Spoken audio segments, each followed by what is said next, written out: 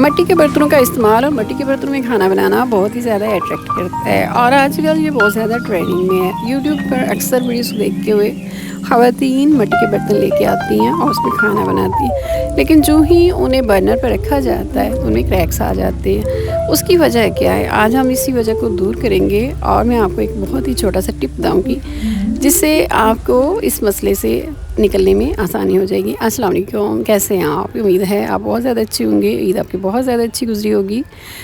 ये देखिए मैं आपके सामने कढ़ाई लेके आई हूँ और ये मिट्टी की कढ़ाई है। इसको इस्तेमाल करने का तरीका ये है कि आप इसको कम से कम एक रात के लिए या कम से कम 8 से 10 घंटे के लिए पानी के अंदर भिगो दें। और आपको नहीं इसके अंदर इतना पानी डालना होता है कि ये अंदर और बाहर से पानी से भर जाए। आप इसे जो है पानी इसके अंदर डालेंगे तो इसके अंदर से कुछ आवाज़ें आनी शुरू हो जाती हैं, आपने घबराना नहीं है। और साथ ही इसके बबल बनना शुरू हो जाते हैं, तो इसका मतलब है कि आप बिल्कुल ठीक जा रहे हैं, ये साइन है। तो अब आप इसको रात भर के लिए भिगो दें। उसके बाद आप इसको में पानी डालें और इतना पानी डालें कि अंदर से और बाहर से अच्छी तरीके से भर जाए।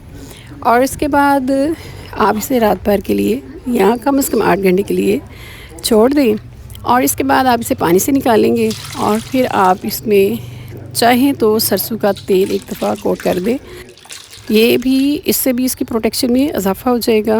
और आप इसमें कोई भी चीज़ बनाएं, किसी भी आंच पे इसको बनाएं, बिल्कुल इस पर किसी किस्म का कोई क्रैक नहीं आएगा। और ये काफ़ी अर्सा आप इस्तेमाल कर सकते हैं। अपना ख्याल रखिएगा। फिर मिलेंगे एक नई और मज़े की रेसिपी के साथ, नई टिप के साथ। अल्लाह हाफ़िज़।